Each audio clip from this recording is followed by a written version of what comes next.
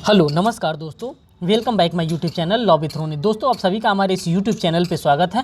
दोस्तों आज एक नए वीडियो के साथ फिर आपके सामने आ रहे हैं, जो कि छत्तीसगढ़ जुडिशरी से रिलेटेड ये वीडियो होगा। और दोस्तों इसमें हम बात करने वाले हैं छत्तीसगढ़ जुडिशरी का प्रीवियस ईयर पेपर, जो कि प्रीवियस ईयर पेपर है 2017 का। इसी प्रीवियस ईयर पेपर के बारे में दोस्तों आज हम बात करने वाले हैं कि कौन कौन सा क्वेश्चन किस किस टर्मिनोलॉजी से और कहाँ कहाँ से कौन कौन सा क्वेश्चन पूछा गया था।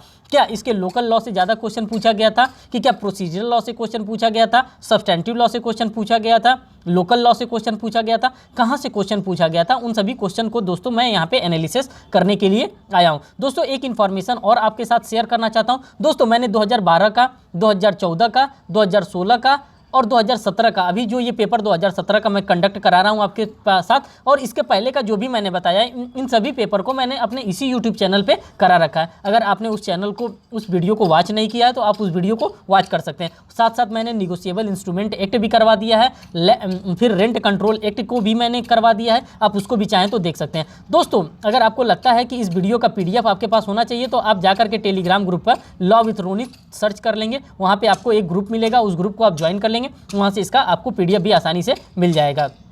बात करते हैं 2017 के पेपर के बारे में। और ये दोस्तों पेपर जो है ये छत्तीसगढ़ जुडिशरी का हमारा पेपर है, उसी पेपर के हम बारे में बात करेंगे। पहला क्वेश्चन 2017 में क्या पूछा गया था साथियों, यहाँ पे पूछा गया था भारतीय संविधान के अनुच्छेद 13 में दिए गए अर्थ के अनुसार निम्न में से क्या कानून नहीं है। अब इसमें से जो दिया गया है 4 वर्ड, इसमें से क्या कानून नहीं है। दोस्तों आप सभी को पता है अध्यादेश कानून होता है धारा 13 के अंतर्गत, नियम कानून होता है, अधिसूचना कानून होता है, लेकिन जो सरकारी प्रपत्र होते हैं, परिपत्र होते हैं, इसको कानून नहीं माना गया है आर्टिकल नंबर 13 के अकॉर्डिंग। तो दोस्तों देख सकते हैं कि आपका लेवल क्या है और एग्जामिनेशन का लेवल क्या है। एग्जामिनेशन कहाँ से पूछना चाहता है, कौन सा क्वेश्चन पूछना चाहता है। आप जब प्रीवियस ईयर पेपर एनालिसिस करते हैं तो आपको बहुत चीज़ सीखने को मिल जाता है कि हाँ किस प्रकार का क्वेश्चन पूछा जा रहा है एग्जामिनेशन में, कहाँ तक हम प्रिपेयर्ड अपने आप को किए हैं, हमें और कितना प्रिपेयर्ड अपने आप को करने की आवश्यकता है। अगर मैं ज़्यादा प्रिपेयर्ड कर लिया हूँ तो हमें क्या इस प्रकार का क्वेश्चन भी हमें प्रिपेयर्ड कर लेना चाहिए, जो कि एग्जामिनेशन की डिज़ायर है। बात करते हैं क्वेश्चन नंबर 2 की। दोहरान खतरा मीन्स कि दोहरा खतरा, डबल जियोपाडी की हम बात करते हैं। जब हम दोस्तों डबल जियोपाडी की बात करते हैं कि सिद्धांत का क्या अर्थ होता है। जो डबल जियोपाडी के सिद्धांत का अर्थ होता है दोस्तों, वो किसी भी व्यक्ति पर एक अपराध के लिए एक से अधिक बार अभियोजन चलाया जा सके सजा नहीं दी जा सकती। इसी को डबल जियोपाडी के नाम से हम लोग जानते हैं। मीन्स कि किसी को भी एक ही बार मीन्स कि एक ऑफेंस के लिए एक ही सज़ा दी जा सकती है, उसको दोहरा करके एक ऑफेंस के लिए सज़ा नहीं दी जा सकती। इसी को डबल जियोपाडी का कॉन्सेप्ट कहा जाता है। और 2 का B A वाला ही आपका दोस्तों करेक्ट आंसर होगा। दोस्तों अगर आप हमारे चैनल पे नए हैं तो हमारे चैनल को जरूर सब्सक्राइब करिएगा, जिससे कि मैं कोई भी लेटेस्ट अपडेट लेकर के आ रहा हूँ तो वो आपको अपडेट आसानी से मिल सके। दोस्तों मैं आपके इन्फॉर्मेशन के लिए एक बात और यहाँ पर बताना चाहूँगा कि मैंने UP PCSJ मेन का बैच स्टार्ट किया है। बैच का मैं डेली आप लोगों के लिए वीडियो लेकर के आता हूँ, मैं इंग्लिश में भी लेकर के आता हूं और हिंदी में भी लेकर के आता हूं। अगर आपने UP PCSJ का मेन एग्जामिनेशन मीन्स की प्रिलिमिनरी एग्जामिनेशन दिया है, अगर आपको लगता है कि मेन के लिए आपको प्रिपरेशन करना चाहिए, मॉडल आंसर देखना चाहिए, तो मैं डेली आप लोगों के लिए 3-4 मॉडल आंसर लिख करके लाता हूं और वहाँ पे उसमें डिटेल एनालिसिस करता हूँ। वो भी आप चाहें तो देख सकते हैं। दोस्तों वो सिर्फ UP PCSJ के लिए नहीं है, आप किसी भी स्टेट की जुडिशरी को आप टारगेट कर रहे हैं, वहाँ पर आप मेन एग्जामिनेशन देने लायक है, तो आप उसको देख सकते हैं कि किस प्रकार से आप अपने आंसर को फ्रेम कर सकते हैं। क्वेश्चन नंबर 3 की हम बात करते हैं। भारतीय संविधान के निम्नलिखित अनुच्छेदों में से किसमें अल्पसंख्यकों को अपनी पसंद के शैक्षणिक संस्थान स्थापित करने और उन्हें प्रशासित करने का प्रावधान किया गया है। तो धारा जो क्वेश्चन नंबर 3 है, इसका दोस्तों जो करेक्ट आंसर होगा वो C होगा। अनुच्छेद 30 के अंतर्गत इसके बारे में बात किया गया है कि वो अल्पसंख्यक जो समुदाय होते हैं वो अपने लिए शैक्षणिक शिक्षा का स्थापना कर सकते हैं। क्वेश्चन नंबर 4 की बात करते हैं। निम्न में से कौन सा कथन सही नहीं है। देखिए निगेटिव क्वेश्चन पूछ रहा है, कौन सा जो कथन है दोस्तों इसमें सही नहीं है। तो जो 4th का आपका करेक्ट आंसर होगा दोस्तों वो D वाला आपका करेक्ट आंसर होगा। उच्चतम न्यायालय के पास कोई मूल अधिकारिता नहीं होती है। जो उच्चतम न्यायालय होता है उसके पास किसी भी प्रकार का कोई मूल अधिकारिता नहीं होता है। मीन्स कि ओरिजिनल जुरिस्डिक्शन के बारे में नहीं बात किया जा रहा है। ओरिजिनल जुरिस्डिक्शन किसके पास होता है साथियों? Original jurisdiction supreme court of India के पास होता है। और ये ओरिजिनल जुरिस्डिक्शन डिफाइन कहाँ किया गया? Article number 131, article number 132, article number 133, इन सभी चीज़ों को आप देखेंगे। बेसिकली जो बात किया जाता है आर्टिकल नंबर 131 में ही ओरिजिनल जुरिस्डिक्शन के बारे में मीन्स की मूल अधिकारिता के बारे में डिफाइन किया गया। दोस्तों जितना भी क्वेश्चन आ रहा है सब कॉन्स्टिट्यूशन ऑफ इंडिया से रिलेटेड क्वेश्चन आ रहा है और उसी कॉन्स्टिट्यूशन ऑफ इंडिया के क्वेश्चन को हम यहाँ पे डील कर रहे हैं। संसद की रचना में क्या शामिल है? संसद की रचना में क्या शामिल है, कौन कौन मिला करके संसद का निर्माण करता है। तो दोस्तों जो पांचवें का आपका करेक्ट आंसर होगा वो सी आपका करेक्ट आंसर होगा। राष्ट्रपति, राज्यसभा और लोकसभा, इन्हीं लोगों के मिलने की वजह से president plus Rajya Sabha plus Lok Sabha ये मिल जाते हैं तो हमारा क्या हो जाता है, हमारे संसद का निर्वाचन हो जाता है, हमारे संसद का गठन हो जाता है। क्वेश्चन नंबर 6 की हम बात करते हैं। भारतीय संविधान के निम्न अनुच्छेदों में से किसने समान और मुफ्त सहायता का प्रावधान किया गया। तो दोस्तों आप सभी लोगों को पता होगा कि फ्री लीगल एड के बारे में कहाँ बताया गया, और ये बताया गया है आर्टिकल नंबर 39A में बताया गया है। और दोस्तों कभी कभी इसका ये भी पूछ लेता है कि इसके फादर कौन है, जो PIL है ये PIL के फादर किसको माना जाता है। तो दोस्तों आप सभी लोगों को पता है कि जस्टिस PN भगवती और जस्टिस कृष्णा अय्यर को ही PIL का फादर माना जाता है। दोस्तों अभी AIBE का एग्जामिनेशन हुआ था और उस AIBE के एग्जामिनेशन में ये क्वेश्चन पूछा भी गया था कि PIL का जनक किसको माना जाता है भारत में, तो जस्टिस PN भगवती जी को ही माना जाता है। दोस्तों ये क्वेश्चन हमको कैसे पता रहता है कि ये क्वेश्चन कहाँ पे पूछा जाता है, किस प्रकार से क्वेश्चन पूछा जाता है। दोस्तों मैं काफ़ी सारे प्रीवियस ईयर पेपर को मैं एनालिसिस करता हूँ, जो भी पेपर होता है उस पेपर को मैं एनालिसिस करने के लिए मैं इच्छुक रहता हूँ कि हाँ मैं उस पेपर को देखूँ कि हाँ कौन सा क्वेश्चन पूछा गया है, कहाँ से क्वेश्चन पूछा गया, कौन कौन सा क्वेश्चन पूछा गया। इसीलिए दोस्तों हमको पता रहता है और मैं आपको इसीलिए ये सपोर्ट करता हूँ, सजेस्ट करता हूँ कि आप लोग भी इसी तरह से जिज्ञासु रहें, आप लोग भी ज़्यादा से ज़्यादा क्वेश्चन को वॉच करें, ज़्यादा से ज़्यादा प्रीवियस ईयर पेपर को लगाएं। अगर आप प्रीवियस ईयर पेपर को लगा करके इस तरफ चले जाते हैं, अगर 20-25 प्रीवियस ईयर पेपर लगा लेते हैं तो मान के चलिए आप वहाँ पे अच्छा परफॉर्मेंस करके आएंगे। परफॉर्मेंस नहीं, आप अच्छा परफॉर्मेंस करके आएंगे, क्योंकि दोस्तों कहीं ना कहीं प्रीवियस ईयर का पेपर हमारे लिए रेलिवेंट साबित होता है जब हम एग्जामिनेशन में बैठते हैं। तो अब देखिए क्वेश्चन नंबर 7 की हम बात करते हैं। यहाँ पे निम्नलिखित मामलों में से किसमें उत्प्रेषण रिट ऑफ सर्सोरी जारी किया जाता है। अब किस मामला, कौन सा ऐसा मामला है जिसमें रिट ऑफ सर्सोरी जारी किया जाता है। अर्धन्यायिक निकायों द्वारा बिना किसी अधिकारिता के पास किए गए आदेशों को रद्द करने के लिए यहाँ पे क्या किया जाता है, यहाँ पे उत्प्रेषण का रिट जारी किया जाता है। पूछा जाता है व्हाट इज़ योर अथॉरिटी, भाई आप अपनी अथॉरिटी तो बताओ, किस अथॉरिटी के हिसाब से आपने यहाँ पे वर्क किया है। बात करते हैं क्वेश्चन नंबर 8 की। यहाँ पे निम्न में से क्या भारत के प्रत्येक नागरिक का एक मौलिक कर्तव्य है। क्वेश्चन नंबर 8 का जो करेक्ट आंसर साथी होगा वो ए वाला आपका करेक्ट आंसर होगा। सार्वजनिक संपत्ति की रक्षा करना और हिंसा से दूर रहना ही यहाँ पे इसकी बारे में बात किया जा रहा है। क्वेश्चन नंबर 9 की बात करते हैं। निम्न मामलों में से किसमें उच्चतम न्यायालय ने तेजाब हमले से पीड़ित के पक्ष में निर्देश दिया था। कौन सा दोस्तों मामला था जिसमें तेजाब से हमला किया जा रहा था। तो दोस्तों आप सभी लोगों का मामला पता होना चाहिए कि ये लक्ष्मी बनाम यूनियन ऑफ इंडिया का मामला था जो कि 2014 में आया था। यहाँ पे 2016 लिखा है, लेकिन ये मामला जो इनिशियल में जो फाइल किया गया था तो 2014 में ये मामला फाइल किया गया था और इस पर छपाक मूवी भी बना है, आप लोग उससे कोरिलेट करके ये देख सकते हैं। ठीक, बात करते हैं क्वेश्चन नंबर 10 की। यहाँ पे बात करते हैं साथियों, देखिए भारतीय संविधान के सहकारी समिति का प्रावधान किसके द्वारा जोड़ा गया। मीन्स जो सहकारी समिति का प्रावधान था किस संविधान संशोधन के द्वारा जोड़ा गया, तो 57वें संविधान संशोधन अधिनियम सन 2011 के द्वारा इसको जोड़ा गया। तो दोस्तों आप यहाँ पे ऑब्जर्व कर सकते हैं कि जो जुडिशरी का पेपर बना है और ये छत्तीसगढ़ का जुडिशरी का पेपर बना है, तो यहाँ पे 10 क्वेश्चन अभी तक हम लोगों ने कॉन्स्टिट्यूशन ऑफ इंडिया से रिलेटेड क्वेश्चन देखा। तो आप जो लोकल लॉ के पीछे आप लोग पढ़े हैं, जो NI एक्ट के पीछे आप लोग पढ़े हैं, जो SRA के पीछे आप लोग पढ़े हैं, आप लोग इसके पीछे भी पढ़िए, क्योंकि ये हमारा यहाँ से ज़्यादा नंबर ऑफ क्वेश्चन बनता है। और दोस्तों आपको मैं बता दूं कि यहाँ पे 2 घंटा आप लोगों के लिए एप्रोप्रिएट टाइम दिया जा रहा है और यहाँ पे मात्र 100 क्वेश्चन ही दिया जा रहा है। किसी भी प्रकार का कोई जीके का क्वेश्चन नहीं है, किसी भी प्रकार का कोई भी माइनस मार्किंग का कोई भी यहाँ पे गूढ़ा गणित नहीं है। आप जाइए अच्छे से अच्छा, आप अपने प्रेजेंस ऑफ माइंड का इस्तेमाल करिए और क्वेश्चन को सॉल्व करिए और वहाँ से नंबर गेन करके सिर्फ और सिर्फ नंबर गेन करना है और चले आना है, बाकी कुछ नहीं है छत्तीसगढ़ जुडिशरी आपके लिए।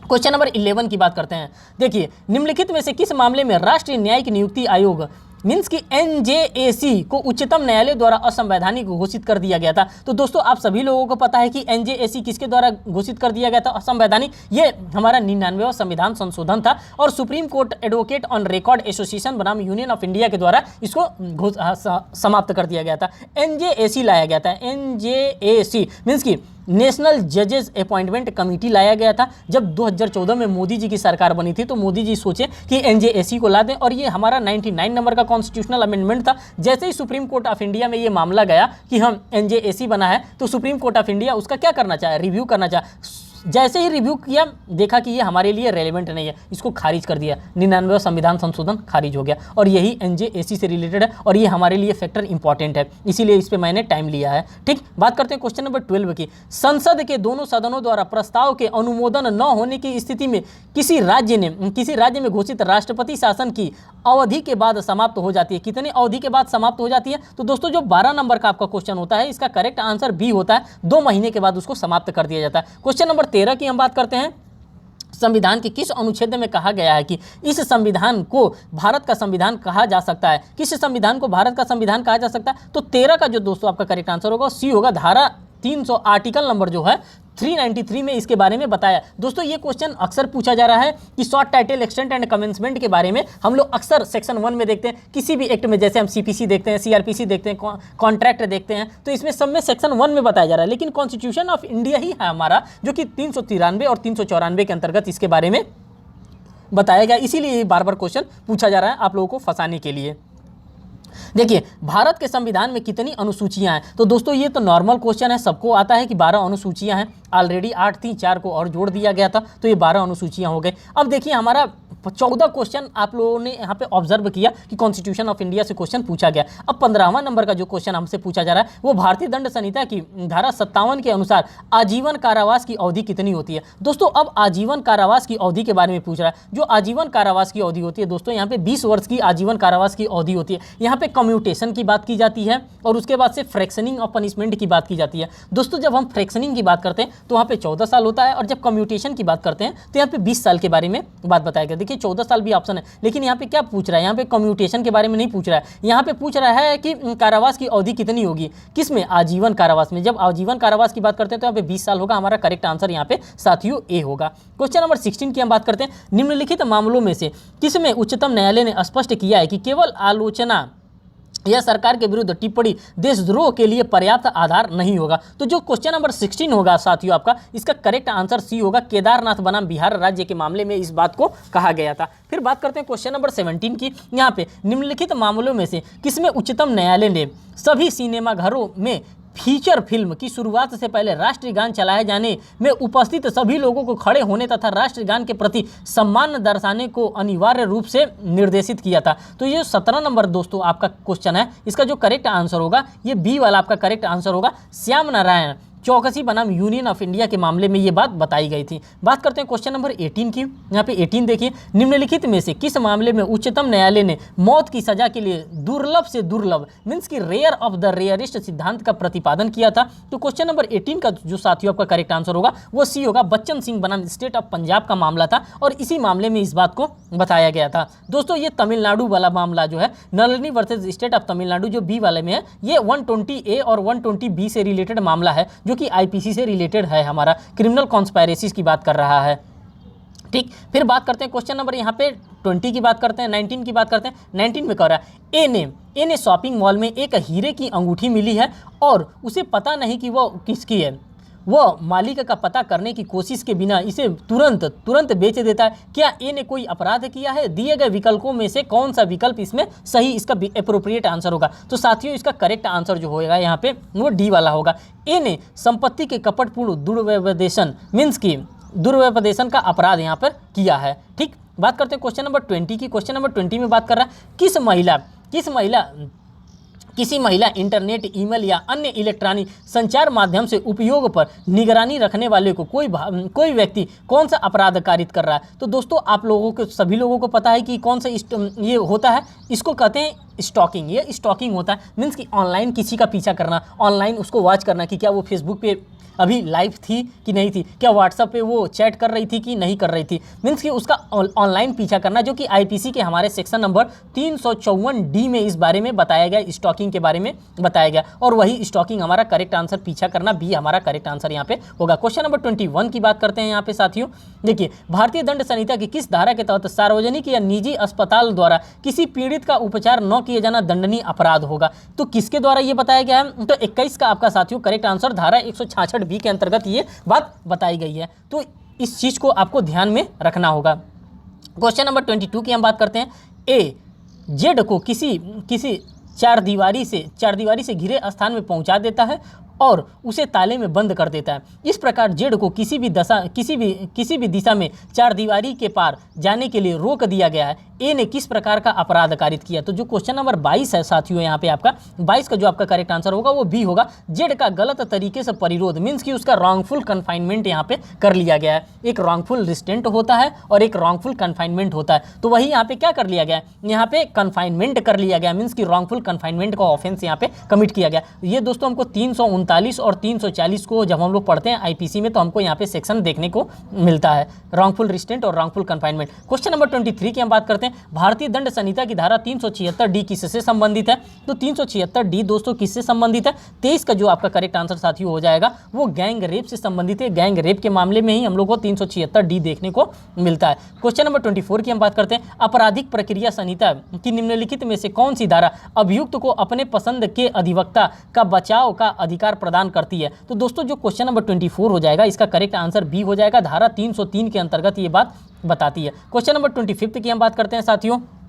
किसी गिरफ्तार व्यक्ति के अधिकार उच्चतम न्यायालय में निम्नलिखित में से किस मामले में गिनाए हैं? किस मामले में उसके अधिकारों को बताया गया है? तो इसका ए वाला करेक्ट आंसर हो जाएगा। डी के बसु बनाम स्टेट ऑफ बंगाल के मामले में ये बात बताई गई है। क्वेश्चन नंबर 26 की हम साथियों बात करते हैं। आपराधिक प्रक्रिया संहिता की धारा 173 के तहत जांच पूरी होने पर तैयार की गई पुलिस अधिकारी की रिपोर्ट को क्या कहा जाता है? तो जो 26 नंबर का जो करेक्ट आंसर आपका साथियों होगा उसको आरोप पत्र मीन्स की उसको चार्जशीट कहा जाता है और वही चार्जशीट पुलिस के द्वारा क्या किया जाता है 173 में के अंतर्गत वहाँ पे फाइल किया जाता है। 173 सब क्लास 1 सब क्लास 2 सब क्लास 3 आप पढ़ेंगे तो उसमें आरोप के बारे में यहाँ पे बताई जाती है। क्वेश्चन नंबर 27 की साथियों हम बात करते हैं। अभिवचन सौदेबाजी प्ली बार्गेनिंग मीन्स कि प्ली बार्गेनिंग ये चैप्टर से आपको पूछ सकता है कि ये किस चैप्टर में दिया है, तो 21A चैप्टर है ये प्ली बार्गेनिंग, उसी में डिफाइन किया गया।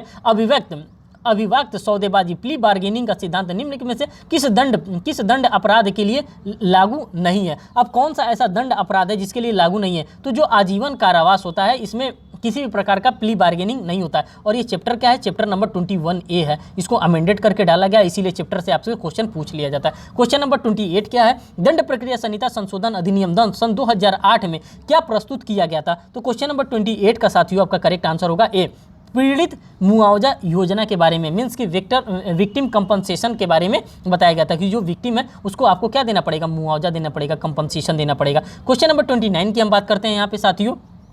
आपराधिक प्रक्रिया संहिता की धारा 167 सब क्लॉज 2 के तहत जांच के लिए आरोप को अधिकतम ... दिनों की अवधि तक पुलिस हिरासत में रखने की अनुमति दी जा सकती है। तो 29 का दोस्तों यहाँ पे जो आंसर दिया है, कुछ आंसर नहीं दिया है, स्टार लगाया गया है किसके द्वारा? लोक सेवा आयोग के द्वारा, छत्तीसगढ़ लोक सेवा आयोग के द्वारा, इसीलिए मैंने भी यहाँ पे स्टार लगा दिया है। और इसका आंसर नहीं दिया तो मैं भी इसका आंसर कुछ नहीं बताना चाहूँगा। जब लोक सेवा आंसर इसका आंसर नहीं देना चाहता तो मैं कौन हूँ जो कि इसका आंसर दूँ? मैं भी आंसर नहीं दूंगा। क्वेश्चन नंबर 30 की बात करते हैं। अधिकतम 1 वर्ष की अवधि के लिए कारावास के दंड योग्य अपराध के परिसीमा काल की समाप्ति के बाद उस अपराध के बारे में संज्ञान लेने की सीमा क्या है? तो जो 30 नंबर का आपका करेक्ट आंसर होगा साथियों बी होगा। 1 साल का यहाँ पे उसके बारे में बात कर रहा है। क्वेश्चन नंबर 31 की बात करते हैं। सजा से छुटकारा देने की शक्ति का प्रयोग कौन कर सकता है? जो सजा होता है उसका छुटकारा देने के लिए कौन कर सकता है? उपरयुक्त सरकार, जो एप्रोप्रिएट गवर्नमेंट होता है वही एप्रोप्रिएट गवर्नमेंट यहाँ पे डिसीजन लेगी कि किसी व्यक्ति को सजा से किस प्रकार से छूट दिया जा सकता है, मीन्स की रेमिशन किया जा सकता है, उसके बाद से अल्टरेशन किया जा सकता है। तो ये सारी चीज बातें एप्रोप्रिएट गवर्नमेंट के द्वारा की जाती है। क्वेश्चन नंबर 32 की हम बात करते हैं। निम्नलिखित में से किस मामले में उच्चतम न्यायालय ने हाल ही में निर्णय लिया है कि निष्पक्ष सुनवाई के बहाने गवाह को बार बार बुलाने की अनुमति नहीं दी जा सकती है? तो क्वेश्चन नंबर 32 का साथियों आपका करेक्ट आंसर ए होगा। हरियाणा सरकार बनाम राम मेहर 2016 का मामला है और इसी मामले में ये बात बताई गई है। क्वेश्चन नंबर 33 की यहाँ पे साथियों हम बात करते हैं। आपराधिक प्रक्रिया संहिता के निम्न में से किस धारा में अपराध में समन मीन्स की कंपाउंडिंग का प्रावधान किया गया? तो कंपाउंडिंग ऑफ ऑफेंसेस की अगर हम बात करते हैं तो 33 का साथियों आपका करेक्ट आंसर बी होगा। इसी में कंपाउंडेबल ऑफेंसेस के बारे में बात किया जाता है, जो कि जब सीआरपीसी आप पढ़ेंगे तो वहाँ पे कंपाउंडेबल ऑफेंसेस के बारे में बात करता है कि कौन सा ऐसा मामला होता है जिसको कंपाउंड किया जा सकता है, कौन सा ऐसा मामला होता है जिसको कंपाउंड नहीं किया जा सकता है। क्वेश्चन नंबर 34 की हम बात करते हैं। आपराधिक प्रक्रिया संहिता की धारा 395 के तहत कौन सी अदालत संदर्भधीन मामले पर विचार कर सकती है? तो जो 34 का साथियों आपका करेक्ट आंसर होगा वो डी वाला यहाँ पे आपका करेक्ट आंसर होगा, वो होगा उच्चतम न्यायालय। और उच्चतम न्यायालय के द्वारा ये कार्य किया जा सकता है। क्वेश्चन नंबर 35 की हम बात करते हैं। साक्ष्य अधिनियम की धारा 6 का प्रावधान जो एक ही समव्यवहार से जुड़े तथ्यों की प्रासंगिकता से संबंधित है, निम्नलिखित में से किस सिद्धांत पर आधारित है? तो क्वेश्चन नंबर जो 35 है साथियों, 35 का आपका करेक्ट आंसर सी होगा। वो रेस जस्टिस से संबंधित है, जो कि हमारा सीपीसी से रिलेटेड बात करता है, मीन्स कि इंडियन एविडेंस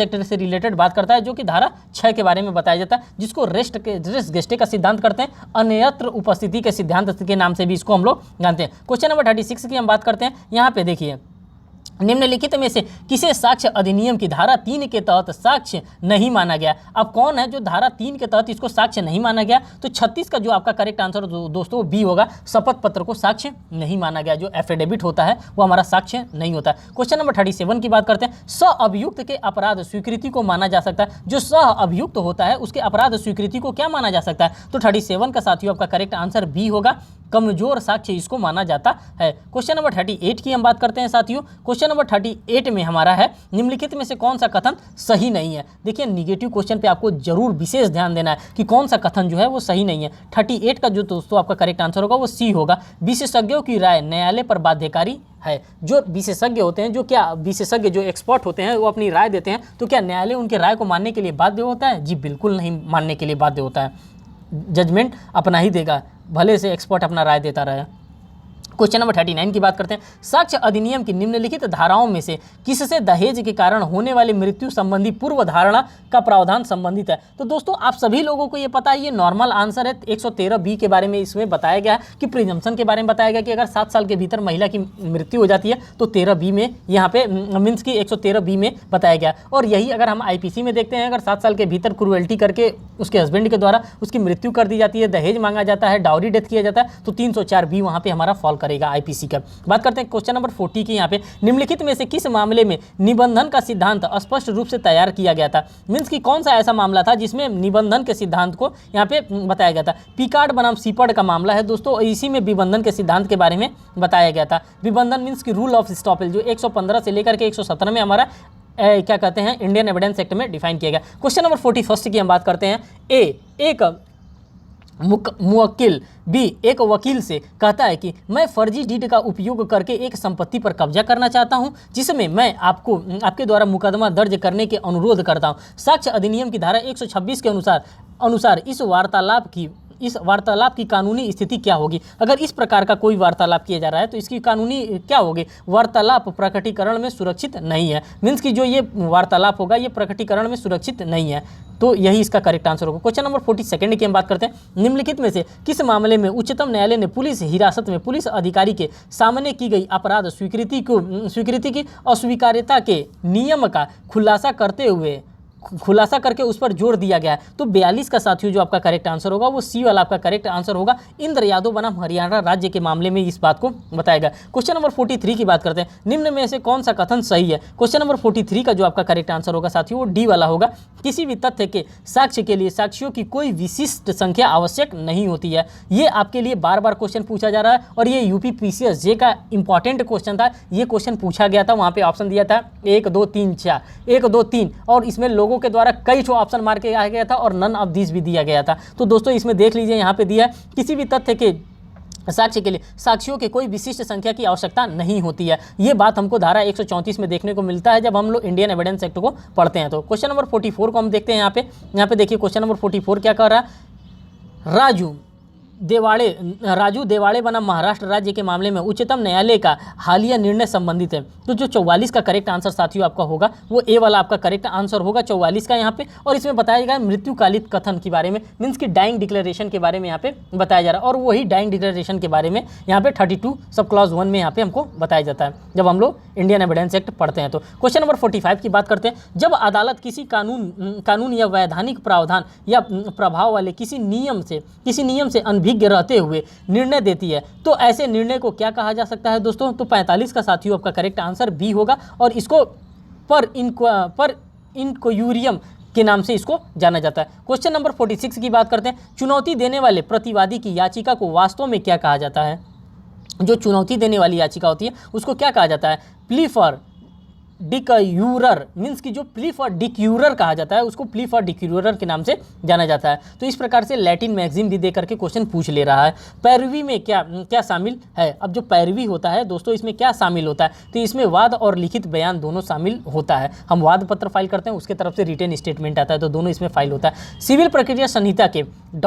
में अस्थायी व्यादेश प्रदान करने का प्रावधान किया गया है। तो जो 48 का आपका करेक्ट आंसर होगा साथियों वो ए वाला आपका करेक्ट आंसर होगा। यहाँ पे जो आदेश 34 के साथ पढ़ी जाने वाली धारा 95 के अंतर्गत ये दिया हुआ है। धारा 34 की बात यहाँ पे कर रहा है, आदेश 34 की बात कर रहा है, आप यहाँ पे देख भी सकते हैं। बात करते हैं क्वेश्चन नंबर 49 की। क्वेश्चन नंबर 49 में बात कर रहा है किसी मुकदमे में किसी आवश्यक पक्ष को शामिल न किए जाने मीन्स की नॉन ज्वाइंडर का परिणाम क्या होता है? अगर कोई आवश्यक पक्षकार है, अगर हम उसको शामिल करना भूल गए तो इसका क्या होता है परिणाम? मुकदमे की बर्खास्तगी कर दी जाएगी। क्वेश्चन नंबर 49 का ए यहाँ पे करेक्ट आंसर होगा। इस तरह से क्वेश्चन आपसे लगातार पूछे जा रहे हैं। देखिए क्वेश्चन नंबर 50 की बात करते हैं, निम्नलिखित में से कौन सा कथन सही है? अब यहाँ पे पूछ रहा है 50 का कौन सा कथन जो है सही है, तो सी वाला इसका करेक्ट सही है, जो ऑप्शन है वो सही है। मनी डिक्री के निष्पादन के लिए एक महिला को गिरफ्तार नहीं किया जा सकता। जो मनी डिक्री होता है इसके लिए किसी महिला को गिरफ्तार नहीं किया जा सकता। क्वेश्चन नंबर 51 की बात करते हैं, जिस कार्यवाही द्वारा एक डिक्री धारक तीसरे पक्ष के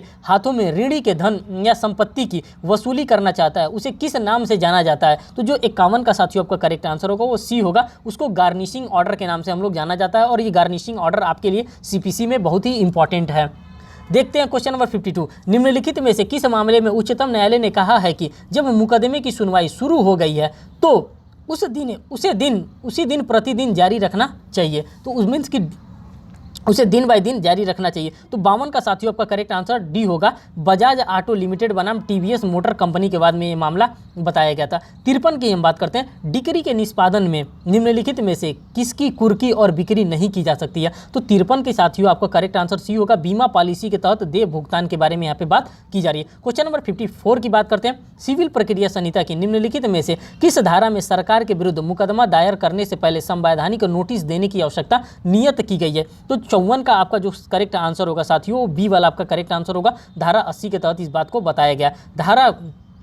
क्वेश्चन नंबर 55 की हम बात करते हैं साथियों, भारतीय संघ बनाम दिलेर सिंह के मामले में उच्चतम न्यायालय का हालिया निर्णय किससे संबंधित है? तो 55 का जो आपका करेक्ट आंसर होगा वो ए वाला करेक्ट आंसर होगा। दूसरी अपील से रिलेटेड ये मामला इनका संबंधित है। क्वेश्चन नंबर 56 की बात करते हैं, सिविल प्रक्रिया संहिता की किस धारा में अदालत को अंतर्निहित शक्तियां प्रदान है? इनहेरेंट पावर किसमें प्रदान है? तो 56 का जो साथियों आपका करेक्ट आंसर होगा वो बी वाला आपका करेक्ट आंसर होगा। धारा 151 में प्रावधान किया गया। क्वेश्चन नंबर 57 की बात करते हैं, एक प्रस्ताव जिसे एक विशिष्ट समय में स्वीकृति हेतु खुले रहने की अनुमति दी जाती है उसे क्या कहा जाता है? तो 57 का जो आपका करेक्ट आंसर होगा साथियों वो सी होगा। स्टैंडिंग प्रस्ताव के नाम से उसको हम लोग जानते हैं। क्वेश्चन नंबर 58 की बात करते हैं, निम्नलिखित कथनों में से क्या सही है?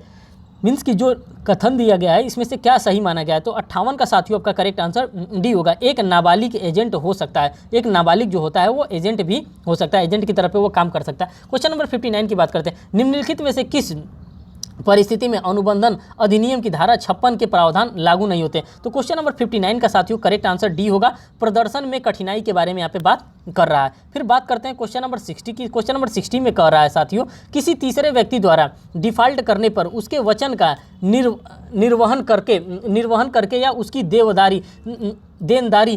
देनदारी पूरी करने का अनुबंध कहता है। इसको क्या कहा जाता है? 60 का साथियों का करेक्ट आंसर होगा। गारंटी का अनुबंध उसको कहा जाता है कि किसी दूसरे व्यक्ति के द्वारा यहाँ पे क्या दिया गया? गारंटी दिया गया और उसको गारंटी का अनुबंध उसको गारंटी कहा जाता है। क्वेश्चन नंबर 61 की बात करते हैं, बी की अनुमति के बिना ए उसका धन सी को उधार देता है, बाद में बी को सी से उस धन पर ब्याज मिलता है। बी के व्यवहार का परिणाम क्या होगा? जो बी के व्यवहार का जो परिणाम होगा वो क्या होगा? तो 61 का करेक्ट आंसर डी होगा। अनुसमर्थन द्वारा एजेंसी की परिणाम यहाँ पे माना जाएगा। क्वेश्चन नंबर 62 की हम बात करते हैं, निम्नलिखित में से किस मामले में टेलीफोन पर किए गए अनुबंध की वैधता पर निर्णय लिया गया था? तो 62 का साथियों आपका करेक्ट आंसर होगा। यहाँ पे सी वाला करेक्ट आंसर होगा।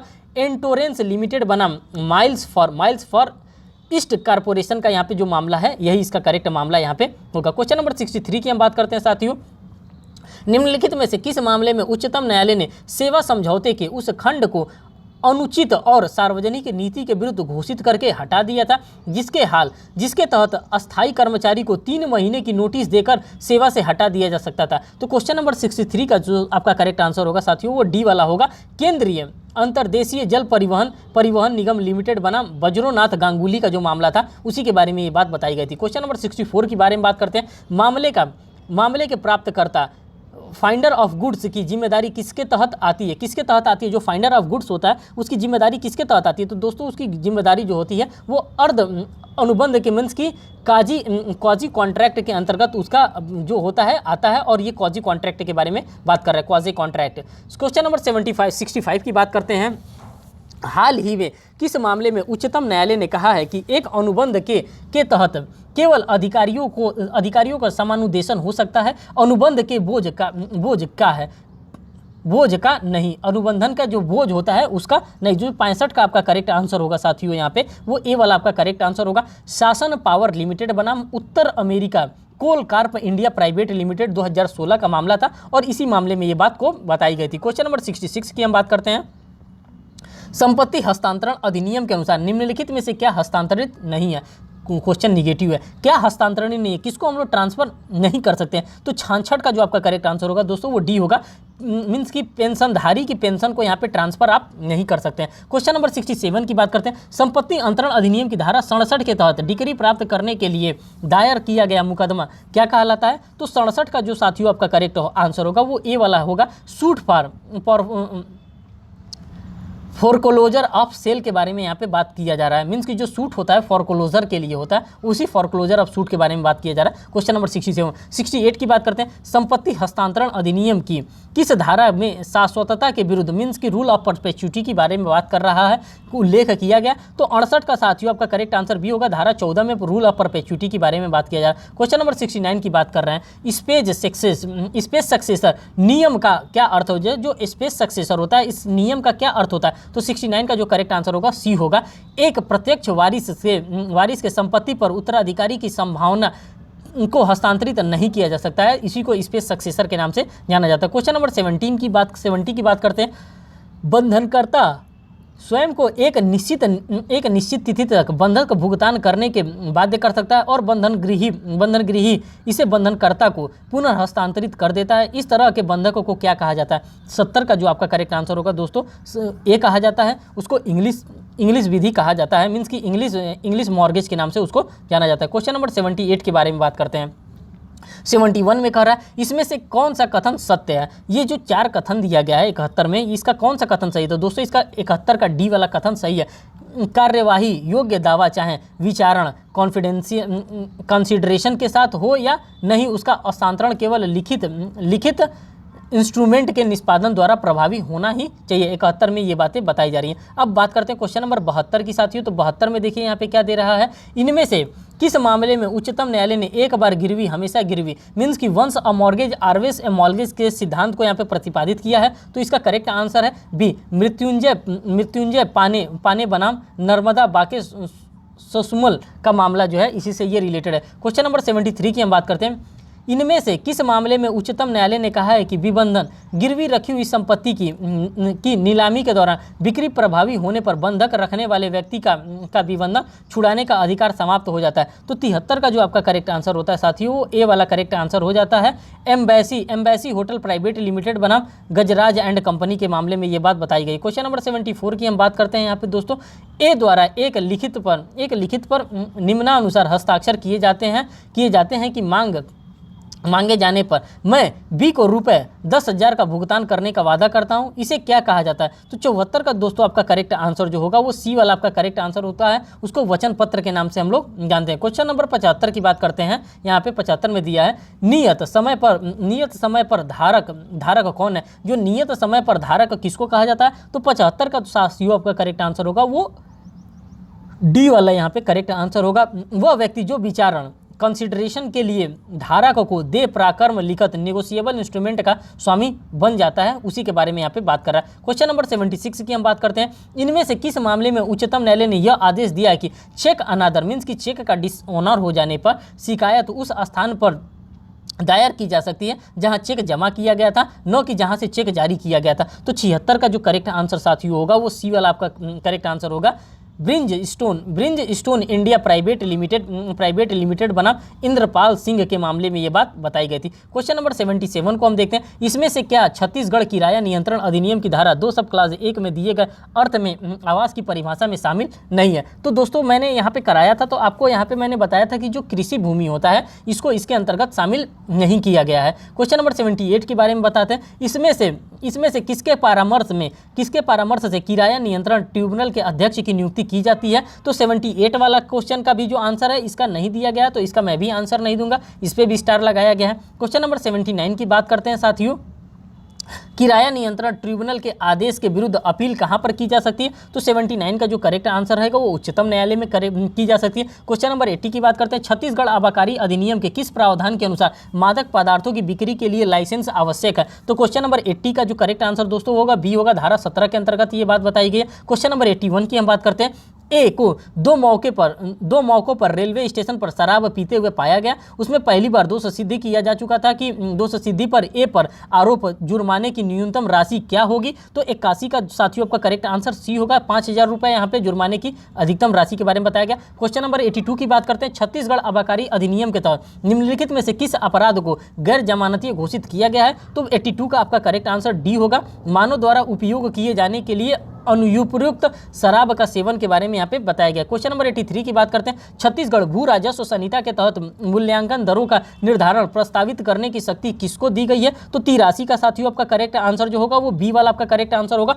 बंदोबस्त अधिकारी के द्वारा इस प्रकार का किया जाएगा। क्वेश्चन नंबर 84 की हम बात करते हैं। छत्तीसगढ़ भू राजस्व संहिता 2011 में संशोधन की धारा 241 के तहत चोरी के लिए दोषी ठहराए गए किसी व्यक्ति पर इसमें से अधिकतम राशि का जुर्माना नहीं लगाया जाएगा। तो 84 का साथियों आपका करेक्ट आंसर जो हो जाएगा वो डी वाला आपका करेक्ट आंसर हो जाएगा। यहाँ पे 25,000 रुपए के बारे में बात किया। क्वेश्चन नंबर 85 की हम बात करते हैं। इनमें से किसके विरुद्ध मुकदमा परिसीमन का मीन्स की पीरियड ऑफ लिमिटेशन द्वारा प्रतिबंधित नहीं है? तो 85 का साथियों आपका करेक्ट आंसर ए हो जाएगा, ट्रस्टी के द्वारा नहीं है।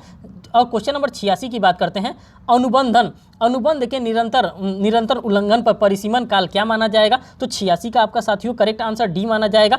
अनुबंध के प्रत्येक उल्लंघन पर नया परिसीमन काल होगा, मीन्स कि जैसे जैसे आप वहाँ पे डिफॉल्ट करते जाएंगे वहाँ पे नया वहाँ पे लिमिटेशन पीरियड बनता जाएगा। क्वेश्चन नंबर 87 की बात करते हैं। सूखाचार अधिनियम मीन्स की एजेमेंट्री राइट का दावा करने के लिए आवश्यक है कि व्यक्ति ने ... की अधिकतम अवधि तक सुविधा को स्वेच्छंद और शांतिपूर्ण ढंग से लाभ उठाया। तो 87 का दोस्तों आपका जो करेक्ट आंसर हो जाएगा। क्वेश्चन नंबर 87 का यहाँ पे सी वाला करेक्ट आंसर हो जाएगा और वो 20 वर्ष के लिए बारे में बात कर रहा है। क्वेश्चन नंबर 88 की हम बात करते हैं। निम्नलिखित में से किस विधि से न्यायालय शुल्क कोर्ट फीस जमा किया जाएगा? तो 88 का साथियों जो आपका करेक्ट आंसर होगा 88 का, उस 88 का करेक्ट आंसर यहाँ पे डी वाला होगा, वो स्टाम्प के द्वारा ही किया जाएगा। क्वेश्चन नंबर 89 की हम बात करते हैं दोस्तों। न्यायालय शुल्क अधिनियम की किस धारा में न्यायालय शुल्क की गणना का प्रावधान किया गया है? तो 89 का जो आपका 89 का करेक्ट आंसर दोस्तों होगा वो ए वाला होगा, धारा 7 के अंतर्गत किया गया। क्वेश्चन नंबर 90 की हम बात करते हैं साथियों।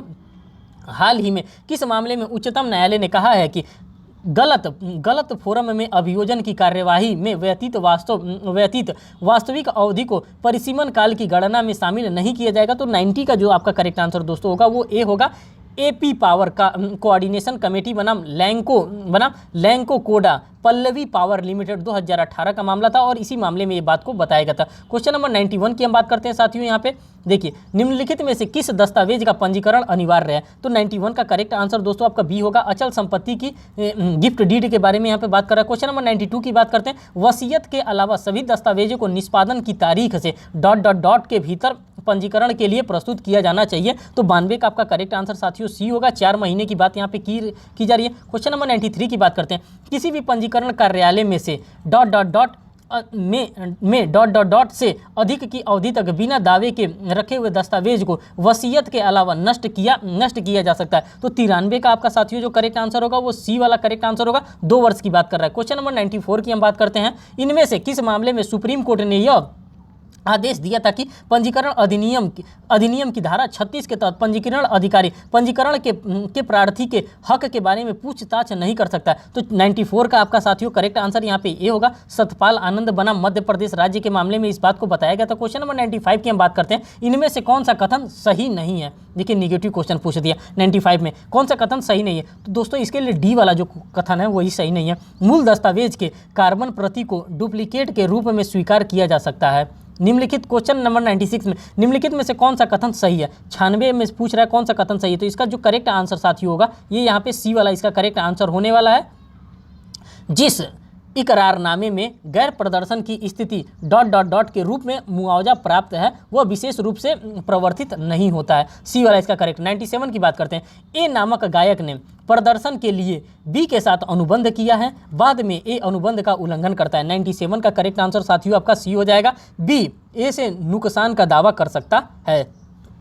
क्वेश्चन नंबर 98 की बात करते हैं। जब लिखित रूप से एक लिखित इंट्रस्टमेंट द्वारा वास्तविक इरादतन व्यक्ति नहीं होता है तो कोई भी पक्षकार निम्न में से किस मुकदमे को दायर कर सकता है? 98 का करेक्ट आंसर दोस्तों आपका बी होगा। लिखित संशोधन मीन्स कि लिखित संशोधन वो कर सकता है। 99 की बात करते हैं। निम्न में से कौन सा उपाय विशिष्ट राहत अधिनियम के तहत नहीं दिया जा सकता है? तो 99 का आपका करेक्ट आंसर दोस्तों डी हो जाएगा। रिट जारी करने के बारे में बात कर रहा है। क्वेश्चन नंबर 100 के बारे में बात करता है। विशिष्ट राहत अधिनियम की किस धारा में अनुबंधन की विशिष्ट निष्पादन प्रवर्तनीय है? तो धारा 100 का क्वेश्चन नंबर 100 का करेक्ट आंसर दोस्तों आपका ए हो जाएगा। और धारा 10 के बारे में बात कर रहा है। दोस्तों मैं आपको यहाँ पे आंसर की मैंने लगाया है और इस आंसर की में मैं आपको ये दिखा दे रहा हूँ। स्टार यहाँ पे लोक सेवा आयोग द्वारा प्रश्न गलत माना गया। जहाँ जहाँ पे स्टार लगा है आप आंसर की में देख लेंगे। जहाँ जहाँ पे स्टार लगा है वहाँ उस आंसर को गलत माना गया है यहाँ के लोक सेवा आयोग के द्वारा। और जो भी मैंने यहाँ पे आंसर आपको बताया है वो अकॉर्डिंग टू लोक सेवा आयोग छत्तीसगढ़ के ही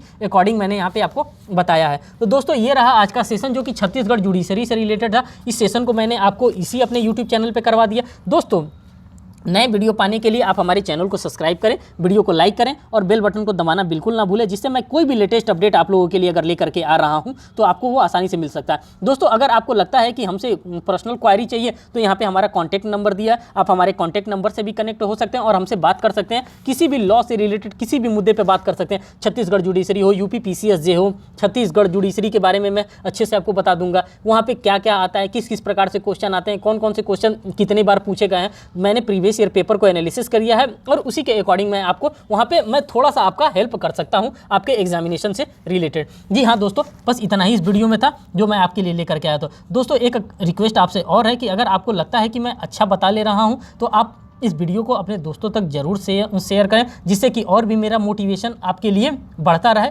और आप कमेंट करके ज़रूर बताएं कि आपको इस प्रकार का सेशन कैसा लगता है। अगर आप इस सेशन का वेट करते हैं तो आपको हमारी तरफ से और भी इस प्रकार का सेशन मैं आपके लिए लेकर के आऊँगा। बहुत बहुत धन्यवाद दोस्तों।